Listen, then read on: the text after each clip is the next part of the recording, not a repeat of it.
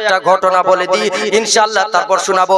খাব্বাব রাদিয়াল্লাহু তাআলা আনহু আমার নবীর উপর যখন ঈমান এনেছিলেন, আমার নবীর উপর ঈমান আনার পরে খাব্বাব রাদিয়াল্লাহু তাআলা আনহু অবস্থা করে দেওয়া হয়েছিল। হযরতে খাব্বাব রাদিয়াল্লাহু তাআলা আনহু ঈমান আনার পরে যেন হযরতে খাব্বাব রাদিয়াল্লাহু তাআলা আনহু এক রাস্তা দিয়ে চলে যাচ্ছেন। খুব দুঃখের কথা বলছি, শুনুন মন প্রাণ দিয়ে।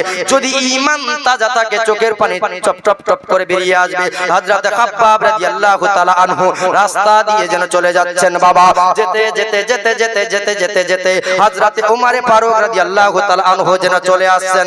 ডেকে ডেকে বলেন, ও ভাই ওমর, ও খলিফাতুল মুসলিমিন ওমর, ও খলিফাতুল মুসলিমিন ওমর, এদিকে একটু এগিয়ে এসো। ওমর জিজ্ঞাসা করলেন, ভাই খাব্বাব, আমি ওমর জানতে চাই তুমি কেমন আছো, তোমার অবস্থা কি বলো বলো। খাব্বাব কোনো কথা বলে না, শুধু চোখের পানি ছেড়ে দিয়ে কান্না করে খাব্বাব বলে না, খলিফাতুল ও মুসলিমিন ওমর, ও খলিফাতুল মুসলিমিন ওমর গো, শুনে নাও শুনে নাও শুনে নাও, আমার নবীর উপর যখন আমি খাব্বাব ঈমান এনেছি, আমার উপর কি পরিমাণ না নির্যাতন হয়েছে।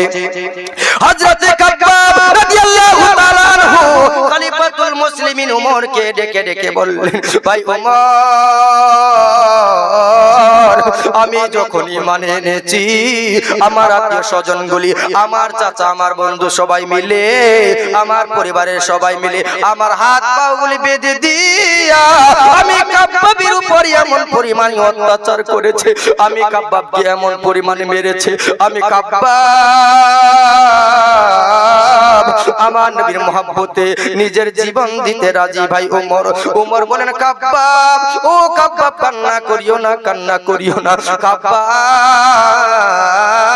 চোখের পানিগুলি ছেড়ে দিয়ে কান্না করে আর ডাক দিয়ে বলেন, ভাই খলিফাতুল মুসলিমিন ওমর, আমি খাব্বাব ঈমান আনার পরে আমার উপর এত নির্যাতন করেছে। ও ভাই ওমর, দেখো দেখো আমার পিঠে পাঞ্জাবিটা উঠাইয়া দেখো। খাব্বাবের পাঞ্জাবি উঠাইয়া যখন পিঠের দিকে তাকাইয়া দেখে, হযরতে ওমর দেখেন খাব্বাবের পিঠের চামড়া যেন জ্বলে গিয়েছে, মাংসগুলি যেন জ্বলে গিয়েছে।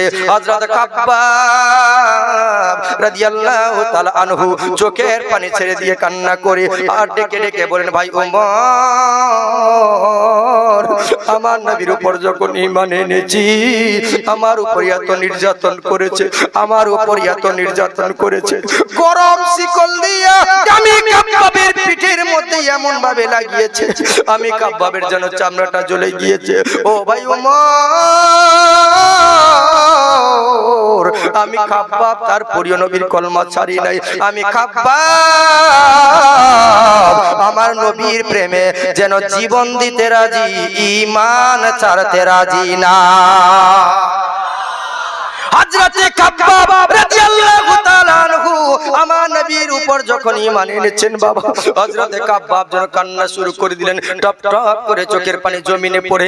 ওমর জিজ্ঞাসা করলেন, খাব্বাব কেঁদো না, কেঁদো না, মনে হয় খাব্বাব রে, ও খাব্বাব তোমার আধাও মনে হয় আমি কোনো আমার নবীর উপর যখন ঈমান এনেছি, তোমার আধাও আমি ওমর মার খাই নাই। খাব্বাব বলেন, ওমর শুধু এইটুকুই শেষ নয়, ওমর দেখো আমার জিহ্বাটা দেখো, একটা শিকল নিয়া গরম করি আমার জিহ্বা ছিদ্র করে দিয়েছে, আমি খাব্বাব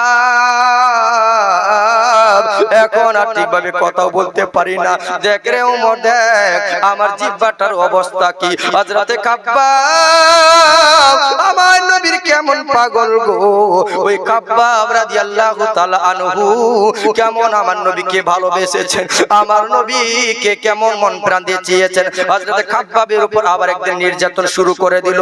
হযরত খাব্বাবের উপর আগুন, গরম গরম আগুন ফেলতে শুরু করলো। হযরতে খাব্বাব রাদিয়াল্লাহু তাআলা আনহু এমন পরিমাণে আমার নবীকে ভালোবেসেছেন, আমরা মুসলমান